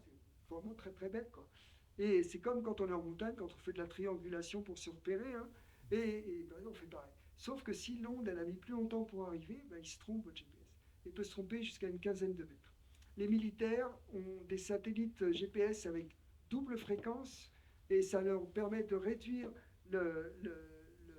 l'écart à quelques mètres. Ils ne communiquent pas trop dessus, quoi, 2-3 mètres, vraisemblablement, sauf quand il y a des grosses éruptions solaires. Et là, comme je vous disais, pour plein d'applications, ça peut devenir dramatique. Il y a eu un drôle de truc qui s'est passé en 2015. Il y a eu un flash de lumière, là, comme je vous racontais, à cause d'une grosse éruption solaire. Et ce flash de lumière, il s'est produit dans toutes les ondes radio là, qui n'arrêtent pas de bouger. Et à ce moment-là, à Stockholm, à l'aéroport, les radars d'atterrissage qui suivent les avions, ils s'étaient dirigés vers le sud, vers le soleil. Ils ont reçu un gros flash de lumière, et là, ils se sont mis en rade complet, tous. Et là, dans l'aéroport de Stockholm, il y a eu « Attentat, attentat, attentat !» Alerte, attentat. On arrête tout, et hop, ils ont tout arrêté, quoi. Si bien que tous les avions, ils ont été obligés de se poser dans des aéroports à côté, et dans l'espace de 2 heures, tout le nord de l'Europe a été, tout le ciel du nord de l'Europe a été embouteillé, avec des avions qui tournent pendant des heures pour trouver une piste d'atterrissage à 300 km de là où ils devraient se poser, quoi. Donc bon, ça a été analysé, mais ça, on ne sait pas encore le faire. On ne sait pas encore le prévoir et lutter contre. Pour la santé, à mon sens, c'est très spéculatif. J'ai lu beaucoup d'articles. C'est spéculatif parce que les plus avancés, c'est les Russes. Et je n'ai pas confiance dans leur manip. Je vous explique pourquoi. C'est des collègues, hein, ils sont forts. Hein. Mais pour voir si ça peut avoir un impact sur la santé, ils ont fait par exemple une expérience ici, là. Ils ont dit, on a besoin de volontaires. Et donc, il y a eu des volontaires. Et on va, de tous les âges, machin, avec la bonne statistique, et on va vous mettre au milieu de champs magnétiques intenses. Et pour faire des champs magnétiques intenses, c'est des grosses bobines qui font du bruit, et puis on va voir comment vous dormez, quoi. Il y en avait où il y avait juste du bruit et pas de champ magnétique, et d'autres où il y avait du bruit et du champ magnétique, mais les gens, ils étaient comme ça, quoi. Ils disaient, voilà, qu'est-ce qui se passe et tout. Donc, ils dormaient mal. Donc, forcément, c'était pas bon. Et les médecins ont dit, oh, ben, c'est pas grave, nous, on n'a peur de rien, on se le fait sur nous-mêmes. Mais c'est pas un bon échantillonnage, les médecins en Russie, ils sont bien nourris, ils ont du boulot et tout, quoi. Donc, en fait, on ne sait pas. C'est le genre de manip qui est super difficile à faire. Donc, sur la santé, à mon sens, c'est encore très spéculatif. Sur les trains, les voitures, on a des informations, mais très peu. Il y en a. Il y a des problèmes. Il y a eu des problèmes sur des Toyota qui se mettaient en rade quand il y avait de l'activité solaire. Et est-ce que je peux prendre 5 minutes pour vous parler du climat? Oui, parce que du coup, ça va rallonger un peu. Mais je voudrais donc que ce ne soit pas compté sur mon temps de conférence. Pourquoi je vais vous parler du climat? C'est parce que ça me tient vraiment à cœur. Voilà. Parce que, donc voilà. Ici, je sais qu'il ne faut pas montrer de courbe dans les conférences. Néanmoins, voilà une courbe qui a beaucoup agité beaucoup de gens. Ce qu'on a tracé ici, c'est en fonction des années, le nombre de tâches qu'il y avait sur le Soleil, c'est-à-dire l'activité solaire. Et vous voyez, on retrouve ce que je vous racontais, des cycles. Des fois, il y a beaucoup de tâches, des fois, il n'y en a pas. Des fois, il y a beaucoup de tâches, des fois, il n'y en a pas. Au moment du règne, du règne du roi Louis, du roi Soleil, du roi Louis XIV, il n'y avait pas de tâches, bizarrement. Et puis après, il y en a eu, et puis il y en a eu, et puis là, vous voyez, depuis qu'il y a du réchauffement climatique, il y a eu des cycles très, très intenses. Et ça a beaucoup fait cogiter des gens qui avaient beaucoup d'intérêts financiers pour prétendre que le réchauffement climatique n'était pas dû à l'activité humaine. Et donc, ils ont dit, bah, regardez, c'est dû à l'activité solaire. Il se trouve que dans les années 90, j'ai calculé combien d'énergie ces électrons déposaient dans l'atmosphère, dans la haute atmosphère. Malheureusement, pour des raisons historiques, on appelle ça du chauffage. On ne devrait pas, c'est de l'électricité qui transfère de l'énergie, quoi. Donc ça veut dire que ça fait bouger les choses. Pourquoi du chauffage? Pour plein de raisons historiques. Et les climato-sceptiques ont commencé à citer mes travaux en disant, ben regardez, Lillenstein, là c'est moi, il a dit que plus il y a d'activité solaire et plus il y a de chauffage, et là il y a beaucoup d'activité solaire depuis quelques années, et donc voilà, c'est fini, quoi. Et moi je suis allé les voir, j'aurais dit ça va pas la tête, quoi. C'est absurde. Il y a combien de kilomètres entre ici et Lyon, entre Saint-Étienne et Lyon? 150? Combien? Une centaine. Bah, super, même pas. Parce que, vous vous rappelez ce que je vous ai dit, les aurores, elles se produisent au-dessus de 80 km d'altitude. Donc entre 80 et 300 km d'altitude. Et la quantité d'énergie qu'on dépose, c'est l'équivalent d'une bougie sur un centimètre carré, quoi. Donc j'aurais dit, c'est comme si vous allumez une bougie à Saint-Étienne et vous dites, ça chauffe Lyon. Voilà. Donc il faut juste me dire comment vous faites, quoi. Et donc on s'est pas mal engueulé avec les climato-sceptiques. Et donc, ce qui les excitait beaucoup, c'est que quand il y a eu, donc, quand il y a eu très peu de tâches solaires, donc très peu d'activité solaire, eh ben, les frères Bruegel, ils ont fait ces peintures, par exemple. On pouvait faire de la patinoire sur les lacs à Amsterdam. On ne peut plus patiner à Amsterdam, hein, c'est pas la peine, quoi. Donc les gens disaient, regardez, il y a eu une mini-glaciation en même temps qu'il n'y avait pas beaucoup d'activité solaire. Et voilà. Donc c'est pour ça que, ouais, donc, je vous raconte ça de vive voix. Donc il me cite, donc ça m'énerve.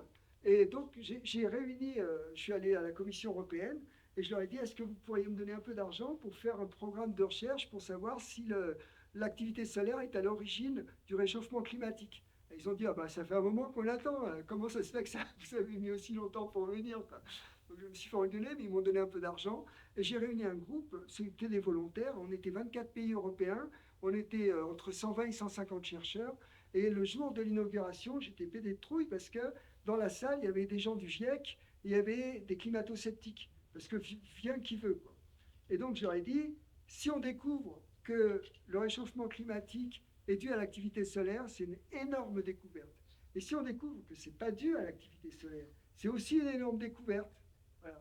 Et si on découvre que c'est 2%, c'est la même énorme. On n'est pas là pour croire, on est juste là pour comprendre. Donc c'est la même énorme découverte. Donc vous allez tous vous calmer, on va travailler ensemble. Et pendant 4 ans, on a travaillé. Et au fur et à mesure qu'on travaillait, tous les climato-sceptiques partaient, parce que dans tous les articles, tous, il n'y a pas eu d'exception, on a trouvé des erreurs dans tous leurs articles. On a trouvé des erreurs. Ce que je faisais, c'est qu'on se réunissait 2 fois par an, une semaine. Et puis pendant une des journées, je mettais des tables dans une salle. Et puis je mettais mes collègues par groupe, puis je mettais un article sur la table, puis je disais, ben, on étudie cet article. Voilà, des articles de tout type, hein, sur l'activité solaire, sur le climat, machin et tout. Et systématiquement, on trouvait des erreurs dans les articles des climato-sceptiques. Tout le temps. Il n'y a pas eu d'exception. Donc ils se tiraient au bout d'un moment, ils disaient, oh, vous êtes contre moi et tout. Moi, je suis contre personne, je m'en fous, quoi. Et à la fin des fins, ce qu'on a découvert, c'est que il n'y a pas de mécanisme. Il y a des mécanismes qui influencent le climat, hein, qui viennent du soleil. Hein. Il y en a, hein. Mais aucun des mécanismes proposés, ni même si on les met tous ensemble, aucun ne peut expliquer le réchauffement climatique. Voilà. Et ça, c'est un message super important pour moi parce que on a recommencé. Je vais vous dire pourquoi. Voilà. Par contre, on a plein de raisons de penser que c'est dû à l'activité humaine. Bien sûr, vous le savez tous, quoi. Alors, donc, on est à ce moment-là, et pour la COP 21, je fais écrire un bouquin avec tous mes collègues. Donc c'est ce bouquin-là, il est en anglais, qui est un bouquin destiné aux décideurs. Donc un bouquin quand même pas mal scientifique, mais où on peut comprendre ce qui est dedans, quoi. Et donc là, c'est tous les collègues que j'ai fait travailler. Et donc le CNRS était super content, c'est la COP 21 et on prévoit une grande conférence de presse. Et hop, il y a eu un attentat à Paris et là on a tout annulé. Et donc évidemment, il n'y a pas eu une grande conférence de presse et vous n'avez jamais entendu parler de ce bouquin. Mais par rapport à un attentat, on s'en fout, quoi. C'est pas grave du tout, quoi. Ce qui était important, c'est surtout qu'on avait donné un corpus scientifique et on avait pu mettre en liste tous les arguments pour, contre, etc., prouver que l'activité solaire n'était pas à l'origine du réchauffement climatique. Et donc, pendant plusieurs années, on n'a plus entendu parler des climato-sceptiques. J'étais assez soulagé. Sauf que là, ça recommence. C'est pour ça que j'ai rajouté ça dans ma conf. Je me disais quand même, je vais en parler, quoi. Ça recommence, quoi. Au bout de quelques années, on a la mémoire tellement courte, nous autres les humains, ils recommencent à parler de l'activité solaire pour le climat. Mais il n'y a rien qu'à changer, c'est pas ça, c'est faux. Et moi, j'ai pas le courage de recommencer ce boulot, quoi. C'est trop de travail. Et d'autant plus que, vous le savez tous, bah maintenant, on a tout un tas d'abrutis à la tête de plusieurs gouvernements, là, en Hongrie, au Brésil, aux États-Unis, en Russie, qui sont des climato-sceptiques fervents, quoi. Et j'ai pas la force, je sais pas comment on fait. Honnêtement, j'ai pas de solution. Donc maintenant, le seul truc, c'est ça, c'est que j'ai des copains qui m'ont dit, ouais, non, climato-négationniste, c'est trop fort, tu devrais les appeler des climato-menteurs. Ils mentent. Voilà. En France, aux États-Unis, dans tous les pays occidentaux, les autorités, en particulier les militaires, commencent à prendre conscience de l'importance de la météo de l'espace. Et là, on a été sollicité il y a 2 semaines par les militaires français qui ont dit, pendant les Jeux Olympiques, on s'est rendu compte qu'il fallait qu'on comprenne ça, parce que s'il y avait eu un attentat, et qu'en fait, c'était pas un attentat, c'était une éruption solaire qui avait embêté nos radars, et ça aurait été la panique, quoi. Donc il y a 2 semaines, c'est très facile. Donc toute la communauté scientifique française, on se réunit et on dit, bon ok, c'est les militaires, on va faire des bulletins, mais on va faire des bulletins pour tout le monde, quoi. Il se trouve que comme j'avais déjà créé le COMEA il y a 1 an et demi, et c'est essentiellement à Grenoble que ça se passe pour le moment. C'est tout. Après, il y a des copains à Toulouse, à Paris, et on participe à tout ça, quoi. Donc les coûts d'une catastrophe peuvent être absolument énormes. Selon les estimations, on pense que ça peut être de l'ordre de très gros tremblements de terre, ou très gros cyclones, et avec un risque d'occurrence de 12% dans la décennie qui vient. Après, ça va, hein, on a déjà traversé plusieurs cycles solaires, ça va, quoi. Simplement, j'ai des collègues qui font des articles qui alimentent beaucoup la toile, et qui parlent de l'apocalypse. Et moi, ça m'énerve beaucoup. Je leur ai écrit en disant, arrêtez, quoi. Arrêtez de parler de l'apocalypse, c'est insupportable, quoi. Il y a un journal qui s'appelle Epsilon, que vous connaissez peut-être, qui ont suivi, là. Donc là, eux, Epsilon, ils sont adorables, hein. C'est des gens très bien, quoi. Pareil, je leur ai écrit en disant, putain, aidez-moi, quoi. Ça suffit de faire dans le truc, voilà. Merci. Mais donc ils ont dit d'accord. Ils ont dit, ok, on parlera plus de tsunami, on parlera plus d'apocalypse, c'est bon, on est d'accord. Voilà. Simplement, le cas, ce que les sociologues nous disent, c'est que toutes les grosses catastrophes ont au moins 2 origines. C'est le cas d'AZF, c'est le cas de toutes les grosses, c'est le cas de Fukushima, quoi, hein. On a eu cette grosse vague et on avait mis une centrale qui était vieille à côté de la grosse vague. Enfin bon, il y a plusieurs choses qui sont coordonnées. Ce que j'essaye de dire quand je rencontre des gens qui travaillent sur les risques à Paris ou au gouvernement, voilà, je leur dis, vous êtes super forts pour prévoir un risque. Qu'est-ce qui se passe à Paris s'il y a une vague de chaleur, voilà, et puis qu'il faut beaucoup d'eau, qu'on n'a plus d'eau à un moment, tout ça, ils savent le faire, quoi. Et donc je leur dis, considérez l'aléa, c'est le mot que j'utilise. J'utilise le mot aléa. Considérez l'aléa de météorologie de l'espace comme un aléa supplémentaire. Qu'est-ce qui se passe? Il y a une vague de chaleur et une grosse éruption solaire. Est-ce qu'on est capable de répondre aux 2 en même temps? Et à partir du moment où on pose le problème, c'est plus simple, quoi. D'abord, on n'a pas peur, et puis on dit, bon, ok, dans ce cas-là, on va faire ça, ça et ça, et on est en train de travailler là-dessus. Alors, pour travailler là-dessus, par exemple, avec une petite entreprise que j'aime beaucoup, qui travaille sur les risques, on est en train de mettre en place des jeux de logos, une iconographie, on appelle ça, quoi. est-ce qu'on est capable de créer une iconographie qui parle aux gens? Donc ça, c'est même pas publié. Hein. Donc sur le site web, enfin, mettez pas ça sur le site web parce que c'est absolument pas publié. C'est juste voilà. Mais c'est des exemples. On travaille là-dessus, quoi. Comment on parle aux gens sans leur faire peur en disant, ben là, c'est le moment, restez en basse consommation parce qu'il y a une grosse éruption, etc. Quoi. Et comme ça, on passe ça à la télévision. Et puis l'autre chose qu'on fait, c'est on a commencé à faire des bulletins. Alors, je vais vous montrer un bulletin qu'on a fait pour la télévision, qu'on a fait l'année dernière. Et je travaille avec beaucoup de pays, parce que je trouve que par une chance inouïe, c'est moi qui ai coordonné la météo de l'espace en Europe. Donc j'ai des copains partout, voilà, dans 24 pays européens. Et par une autre chance inouïe, j'ai été beaucoup invité à enseigner dans des pays africains. Et donc j'ai des copains en Afrique, des collègues avec qui je m'entends bien. Et je me suis dit, il y en a marre du colonialisme de la langue. Il ne faut pas qu'on s'adresse aux gens en anglais ou en français, voilà, parce qu'on est juste les pays puissants. On va s'adresser à eux dans leur langue. Donc j'ai mis en place une structure où nous, on fabrique à Grenoble des bulletins de météo de l'espace, et puis on les fabrique le lundi avec mes copains belges, avec les Italiens, enfin on a tout un système pour s'assurer scientifiquement que ce qu'on raconte est bon, et après on les envoie dans plein de pays, et là les collègues les traduisent, ils nous renvoient les traductions, et on fait le montage dans le lundi après-midi, de telle sorte que le mardi, ce soit diffusé dans des télévisions ou des radios, dans plein de pays, dans la langue des gens. Je vais vous montrer un exemple, c'est pas du tout opérationnel, hein, c'est en cours de test. Donc je vous montre un test où là on a mélangé toutes les langues, vous verrez les langues apparaître sur le bas de l'écran, et je suis très fier du Wolof. J'espère qu'on entend le son. Vous entendez ?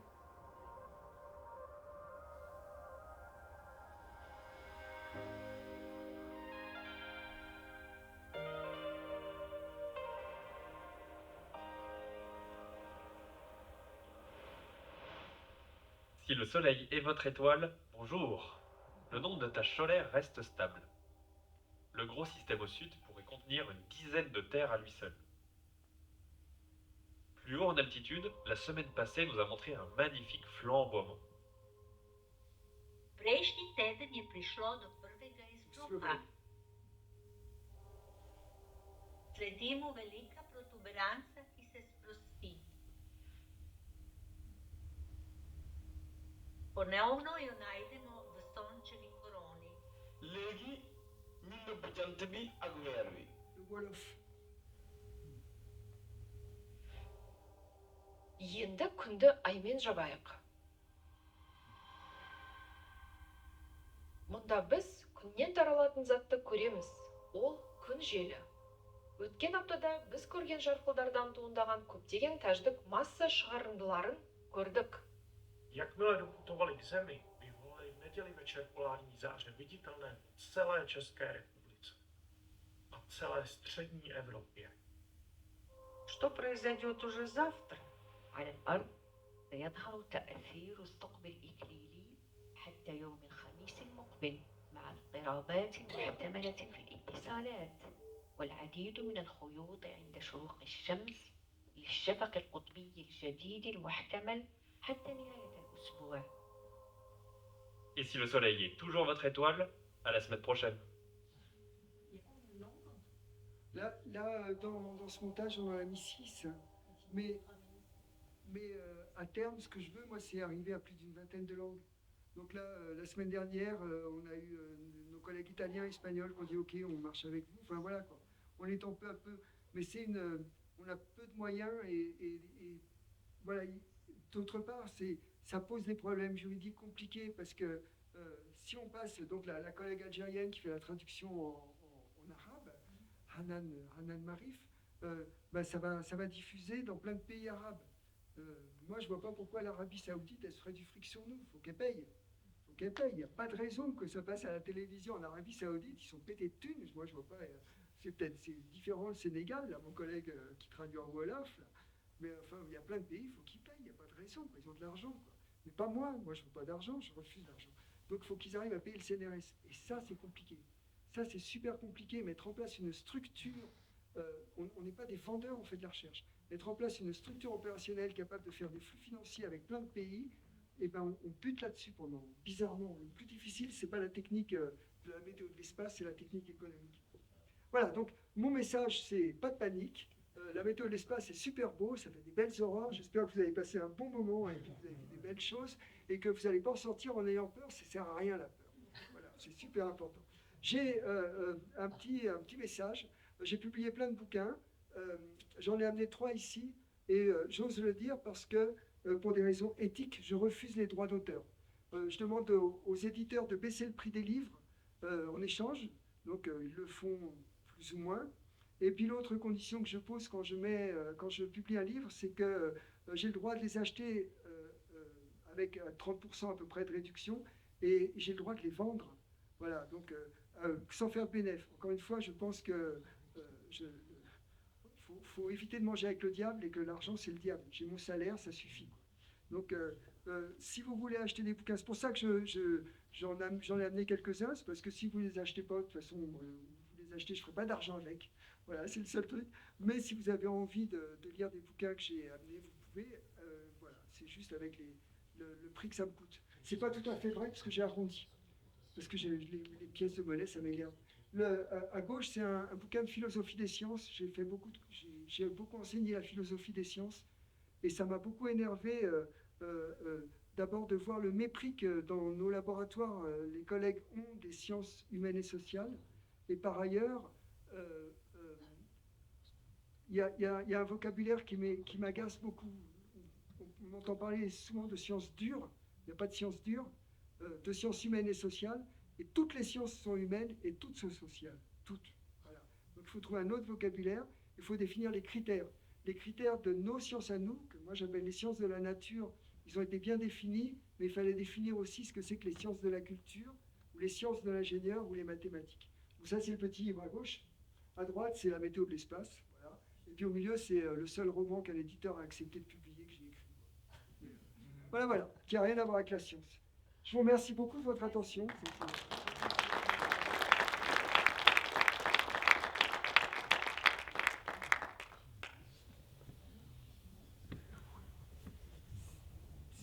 S'il y en a qui veulent poser des questions, ou si vous voulez venir discuter ici, ou voilà. J'avais juste une question concernant les images vidéo qu'on avait.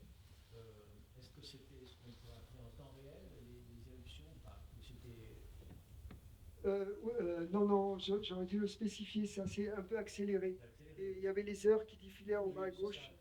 J'aurais dû le dire. Oui, c'est accéléré. Le soleil tourne sur lui-même en 27 jours en moyenne. Oui, donc là, et donc, en 3 minutes. Voilà, exactement. Donc c'est accéléré. Ouais. Ceci dit, les événements solaires, moi, celui auquel j'ai assisté le plus en 2003, c'était absolument somptueux. Il y a eu des éruptions qui se sont succédées pendant 2 semaines.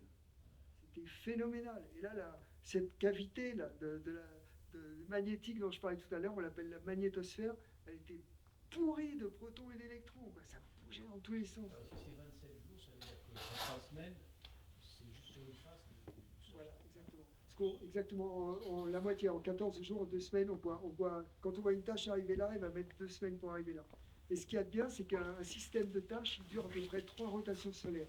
Donc s'il y a un système de tâches qui a fait beaucoup d'éruptions, eh ben on peut se dire qu'il va faire le tour, il va revenir, et puis là, ça va recommencer. On a des chances.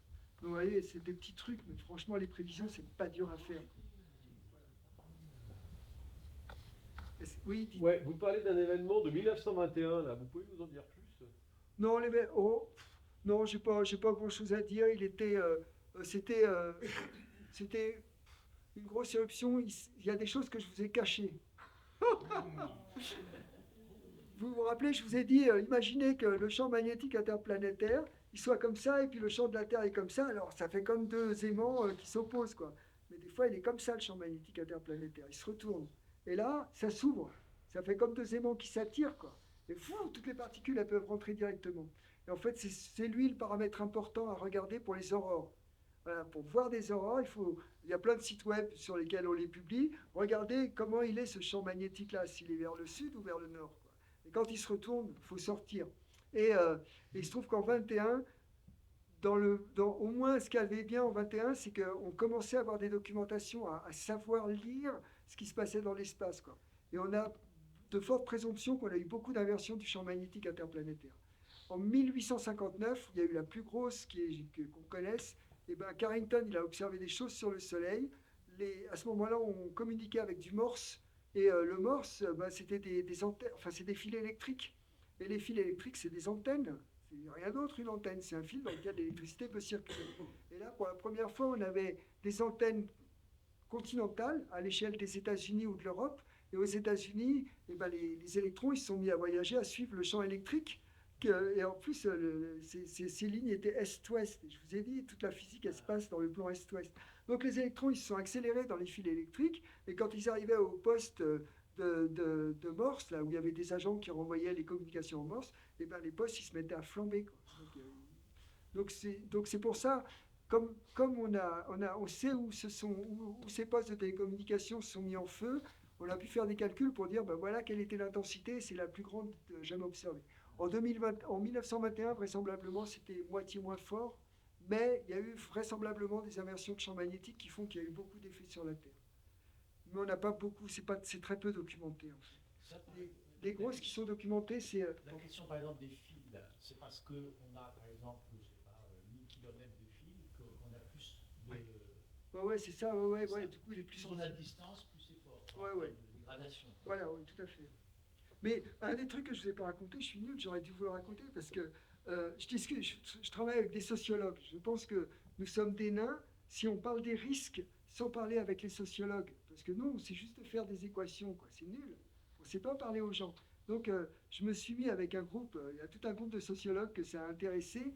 Et un jour, ils m'ont dit, mais pourquoi vous ne nommez pas les événements de météo de l'espace? On nomme les cyclones, on nomme les tempêtes, nommez-les. Et donc j'ai écrit à mes potes parce que, pareil, quoi, comme j'ai coordonné ce truc-là, j'ai créé une association européenne de météo de l'espace et c'est devenu la plus grosse structure mondiale de météo de l'espace. Donc c'est cool, on a notre meeting, notre journal, tout ça et tout. Et donc j'ai écrit à mes copains, je leur ai dit, on va nommer les événements. Et on a dit, ok, mais comme on est des Européens, on est gentils avec tout le monde, donc on a écrit aux structures américaines, japonaises, etc., indiennes, on leur a dit, on va nommer, est-ce que vous voulez travailler avec nous à nommer? Et puis, ils n'ont même pas répondu. Et puis, il y a eu l'événement du 10 mai. Et l'événement du 10 mai, j'étais à moitié dehors, à moitié sur mon ordi. J'écris à mes copains, on nomme tout de suite, là, on envoie. Et puis, il y a un collègue, Luca, en Italie, il a dit, chez nous, c'est la fête des mères, on n'a qu'à appeler ça l'événement de la fête des mères, le Mother Day Event. Et on a dit, super. Le lendemain, on a fait un communiqué de presse. On a dit, hier, il y a eu un énorme événement, c'est le Mother Day Event. Et là, les Américains ont dit, merde, parce que moi je trouvais que c'était mièvre. Mais en fait, non, parce qu'il y a plein de pays où la fête des mères, c'est super important. Il y a plein de pays catholiques, ou des pays où en Inde, qui n'est pas un pays catholique, c'est super important. Et là, tout le monde a dit, waouh, trop bien, quoi, le jour de la fête des mères, quoi, trop bien, quoi. Et maintenant, les Américains ont dit, nous, on refuse. Donc, on va l'appeler d'un autre nom. Mais c'est trop tard. Et moi, je trouve que, donc là maintenant, ils nous prennent au sérieux et on est en train de mettre une structure, parce qu'on est européens, donc on est gentils, une structure qui va nous permettre de nommer avec tout le monde, que ce soit les Américains, les Indiens, les Japonais, les Chinois, les Russes. Et ça, c'est compliqué, mais par exemple, Poutine, là, il m'a barré mes accès. Quand j'écris à mes collègues russes, maintenant, les mails, ils me reviennent. Donc c'est compliqué parce que je leur écrivais trop. Donc c'est compliqué de travailler avec les Russes, mais je pense que... Merde, je parle trop, excusez-moi. Mais pour moi, c'est super important qu'on continue à faire de la science entre les blocs opposés par-dessus la tête des politiques.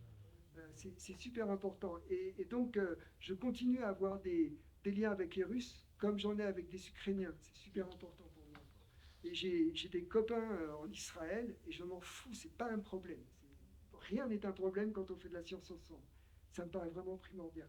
Donc voilà, on est en train de créer une structure pour nommer, et comme ça c'est cool, parce que dans quelques années, si on y arrive, j'espère qu'on va y arriver, vous aurez à la télé, il y a eu la tempête machin tel endroit, et sur le soleil, il y a eu l'événement Albert.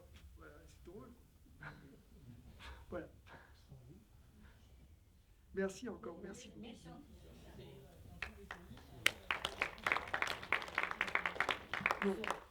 Non, c'est une bagarre terrible. Non, c'est une bagarre vraiment terrible. Et c'est pour moi une énorme défaite.